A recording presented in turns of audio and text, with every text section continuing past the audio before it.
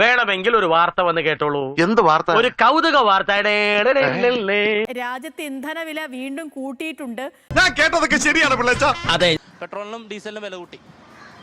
ഇത് എന്നെ ബാധിക്കില്ല.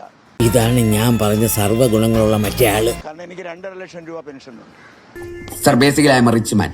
Show some respect. സാധാരണക്കാരെ ബാധിക്കില്ലേ? എനിക്ക് ബാധിക്കില്ല. ശത്രു ഇങ്ങനെയാ, എപ്പോഴും കോമഡിയാ. സാധാരണക്കാരെ എങ്ങനെ ബാധിക്കാൻ? അവർ കാറിൽ പോകണ്ട, സൈക്കിളിൽ പോകണം.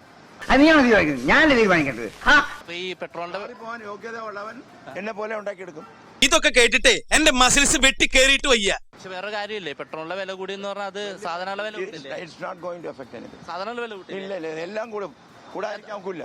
കാര്യമായിട്ടാണ് പറഞ്ഞത്, തമാശക്കാണ്. കാര്യമായിട്ട് തന്നെയാ പറഞ്ഞത്. പെട്രോള് കുറഞ്ഞുകൊണ്ട് വരികയാണ്, അതിന്റെ നിക്ഷേപം കുറഞ്ഞുകൊണ്ട് വരികയാണ്.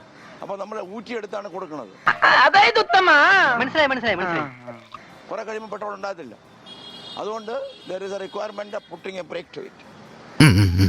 എന്താ ഷൈട്ട് പറഞ്ഞേ?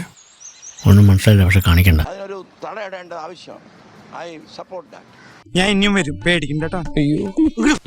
ഇനി ഒന്നുമില്ലല്ലോ പറയാനെ കൊണ്ട്. ഒന്നുമില്ല, പോവാ. അങ്ങനെയാണെ പോവല്ലേ. അപ്പം കോൺഗ്രസ് പിരിച്ചു വിട്ടിരിക്കുന്നത് പോയി.